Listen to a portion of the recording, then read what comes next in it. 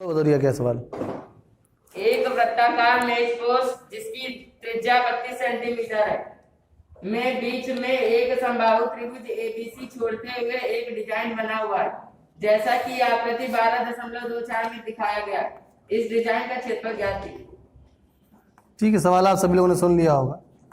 यहाँ पर प्रश्न ये है बच्चों कि बैठ जाइए, एक मेज पोश है और वो वृत्ताकार है, उसकी त्रिज्या है 32 सेंटीमीटर और उसके सेंटर में एक समबाहु त्रिभुज बनाया गया है, ए बी सी नाम ले लिया हमने। तो समबाहु त्रिभुज को छोड़ते हुए जो भाग है उसमें डिजाइन बनाई गई है। मेज पोस्ट में इस जगह पे डिजाइन बनी हुई है। आपसे कह रहा है इस डिजाइन का क्षेत्रफल ज्ञात कर दीजिए। तो देखने में बड़ा आसान लग रहा है ये, वो इसलिए लग रहा है कि वृत्त का क्षेत्रफल में से त्रिभुज के क्षेत्रफल को घटा दिया जाए, हमारा काम चल जाएगा। और करना भी वास्तव में यही है कि वृत्त के क्षेत्रफल में से त्रिभुज के क्षेत्रफल को घटा देना है। मगर अब मसला ये है कि वृत्त के क्षेत्रफल के लिए तो त्रिज्या दी गई है, त्रिभुज के क्षेत्रफल के लिए कुछ नहीं दिया गया। तो यहाँ पर हम त्रिभुज के क्षेत्रफल के लिए हमें त्रिभुज की भुजा पता होनी चाहिए। कौन सा त्रिभुज है ये? समबाहु त्रिभुज। और समबाहु त्रिभुज का क्षेत्रफल होता क्या है? √3/4 भुजा का वर्ग। तो भुजा पता चल जाए तो हमारा काम चल जाएगा। तो भुजा कैसे पता चली जाए, लगाई जाए, इस पे ध्यान दिया जाए।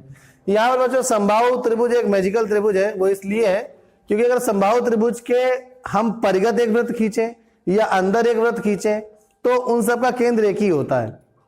मतलब वृत्त या त्रिभुज से संबंधित जितने भी केंद्र होते हैं, आपने सुने होंगे कोई भी केंद्र, जैसे माध्यिकाएं जहां पर मिलती हैं उसको क्या बोलते हैं? केंद्रक। परिवृत्त का केंद्र परिकेंद्र, अंतःवृत्त का केंद्र अंतःकेंद्र। ये सारे ही केंद्र समबाहु त्रिभुज में एक ही होते हैं।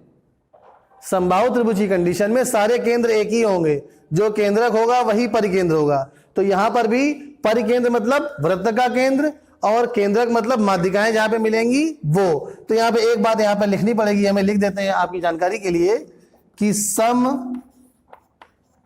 बाहु त्रिभुज में केंद्रक, जैसे हम केंद्रक नाम लेंगे आप समझ जाएंगे कि जहां पर माध्यिकाएं मिल रही है, अंग्रेजी भाषा में इसको सेंट्रोइड कहा जाता है।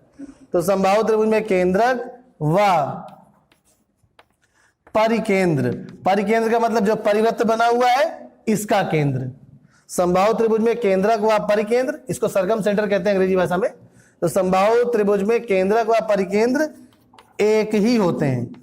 और इसी बात की सहायता से यहाँ पे भुजा आएगी। देखिए कैसे, यहाँ पर मान लीजिए ये वृत्त का केंद्र भी यही है और माध्यिकाएं जहां पर मिलती हैं उसका भी केंद्र यही है, केंद्रक।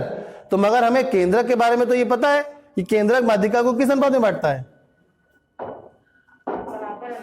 गलत, तुम बताओ रिया। केंद्रक माध्यिका को किस अनुपात में बांटता है? इतनी बेसिक चीज नहीं मालूम है, मूर्ख हो। 2:1, ऊपर से 2 नीचे से 1 बैठ जाइए। तो ये बड़ी बेसिक चीज आपको पता होनी चाहिए। केंद्रक जो है वो माध्यिका को बच्चों किस अनुपात में बांटता है? 2:1 में। अगर मान लीजिए फॉर एग्जांपल AD माध्यिका है, या अलग से बनाए दे रहे हैं हम, ये A है, ये मान लीजिए वृत्त का केंद्र O है और ये केंद्रक भी O ही है। तो ये बिंदु हो गया O और ये बिंदु हो गया D। तो अनुपात क्या होगा? 2:1। शीर्ष की तरफ से 2 और आधार की तरफ से 1। अच्छा, अब यहां पर देखिए त्रिज्या कितनी दी गई है? 32। इसका मतलब AO जो दी गई है वो कितनी दी गई है? 32। AO वृत्त की त्रिज्या तो ही है। जब AO 32 है तो क्या हम OD निकाल नहीं सकते हैं? भाई OD निकाल लेंगे। AO मान लेंगे 2x, OD मान लेंगे x, उससे हमारे पास OD आ जाएगी। जब अनुपात दिया होता है तो हम रेशियो कांस्टेंट x लेके अनुपात को किसी चर राशि के सापेक्ष मान सकते हैं ना। ऐसे प्रश्न किए हम लोगों ने। चलिए अब बताने से अच्छा शुरू करते हैं। यहां पर लिखेंगे AO अनुपात OD बराबर 2:1। अब यहां पर लिखेंगे माना AO बराबर 2x इकाई, या इकाई की जगह ये सेंटीमीटर में था तो सेंटीमीटर, और OD बराबर x। और यहां पर x क्या है बच्चों? x है रेशियो कांस्टेंट या अनुपातिक नियतांक।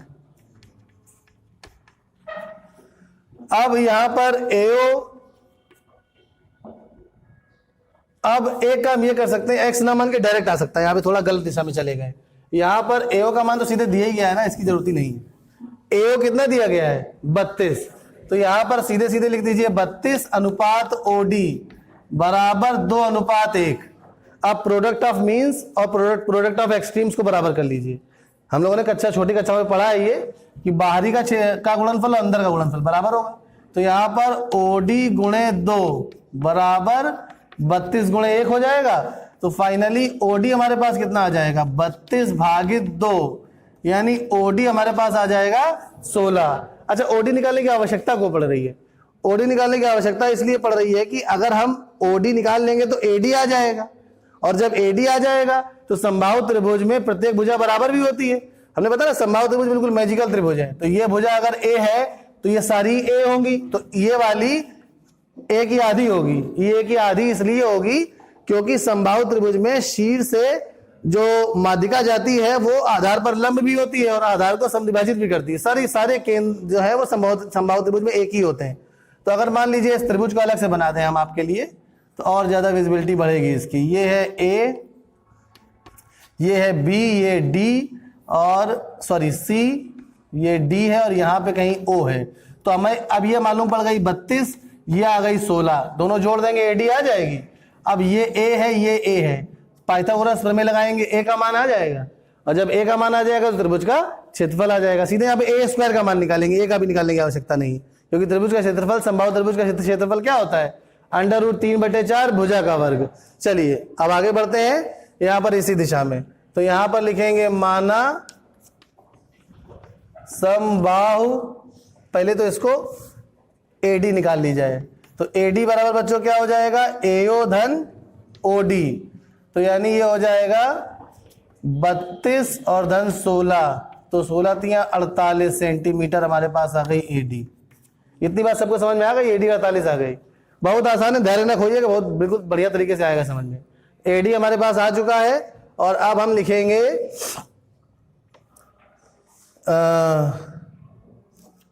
समकोण त्रिभुज। चित्र में हमने स्पष्ट कर दिया, ये ए होगा तो ये a/2 होगा, तो ये भी a/2 होगा। तो समकोण त्रिभुज ए डी बी में पाइथागोरस प्रमेय लगाएंगे तो ये आ जाएगा AB का वर्ग बराबर AD का वर्ग धन BD का वर्ग। तो AB हो गया A का वर्ग बराबर AD कितना है, ये हमने निकाला है अभी, 48 का वर्ग, और धन BD कितना है बच्चों, a/2 का होल स्क्वायर। ए वाले सब एक तरफ ले आएंगे तो ये हो जाएगा a स्क्वायर ऋण a square upon 4 is equal to 48 का स्क्वायर। समझ में आ रहा है सभी को?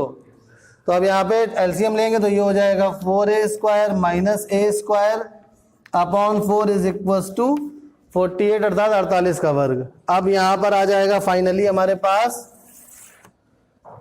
3a स्क्वायर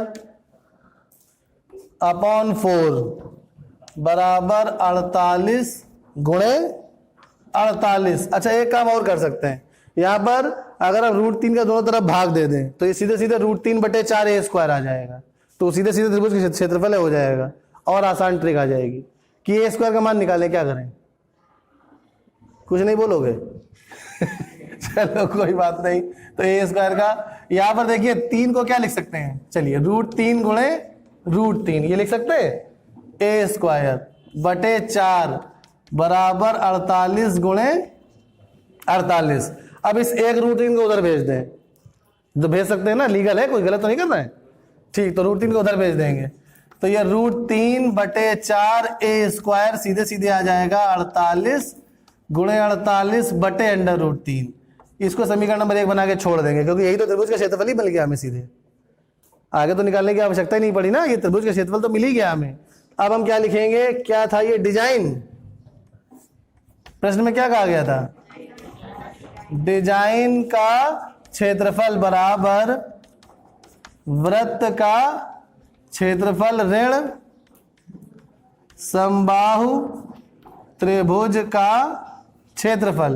तो वृत्त का क्षेत्रफल पाई r स्क्वायर, समबाहु त्रिभुज की भुजा ए ली है, उसका क्षेत्रफल √3/4 a स्क्वायर। तो हमने ट्रिक ये लगाई है कि a का मान ना निकाल के सीधे पूरा इसी का मान निकाल लिया, वही उठा के यहाँ रख देंगे, काम खत्म। तो अब ये पाई का मान कुछ दिया गया है, नहीं दिया गया, तो 22/7 ले लेते हैं। रेडियस कितनी दी गई थी, 32, तो ये हो जाएगा 32 का वर्ग ऋण, अब ये हो जाएगा √3/4, सॉरी ये सीधे ही आंसर इसका लिखा हुआ है। तो 48 गुणे 48 बटे यहाँ पे √3। अब इसको जरा हल कर लेते हैं तो अब हल करने में केवल इतना करा जा सकता है, 32 का वर्ग करो जरा, 48 से करो। यहाँ पे इसको परमेयीकरण कर लें, इसका √3 का ऊपर नीचे गुणा, ध्यान से देखना अभी जरा, यहाँ पर इसका परमेयीकरण कर ले रहे हैं। √3 नीचे नहीं होना चाहिए, तो √3 का क्या करेंगे, अंश और हर में गुणा। तो यहाँ पर √3 का अंश में गुणा और √3 का हर में गुणा। तो अब फाइनली हमारे पास आ गया 22/7, ये हो गया 2 दूनी 4 और 3 दूनी 6 दूनी 12, 2 हासिल लगे 1, 3 त्रिको 9 1 10, 1024 ऋण। अब यहाँ पर 48 का वर्ग भी कर लिया जाए क्या, कि बटे 3 3 से कट जाएगा, छोड़िए। तो अब यहाँ पे आ जाएगा 48 गुणे 48 बटे √3 और √3 गुणा होगा, क्या हो जाएगा 3, और ये अंडर √3 ऊपर बचा हुआ है, तो अब ये कट जाएगा 3 से, 3 1 कम 3। अब 16 गुणे 48 करिए, देखिए कितना आ रहा है आंसर। देखिए √3 में दिया हुआ कि दशमलव में दिया हुआ, चेक करिए जरा। वैसे तो √3 का मान ना दिया हो तो ऐसे ही छोड़ दीजिए आंसर को, बस खत्म काम। तो अब दशमलव में दिया है, √3 का मान दिया गया क्या प्रश्न में, नहीं दिया गया आंसर, √3 में दिया गया है, तो बस इसी को ऐसे हल करके छोड़ दीजिए लासापा निकाल के।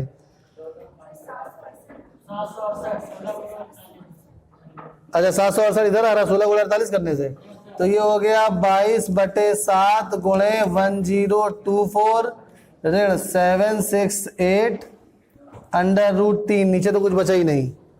ठीक है बच्चों, तो बस अब इतना ही आंसर छोड़ दीजिएगा, ऊपर इन दोनों गुणा कर लीजिएगा, और जैसा आंसर है अभी हम इसके बाद वीडियो बंद करने के बाद एक्चुअल आंसर निकाल के छोड़ दे रहे हैं।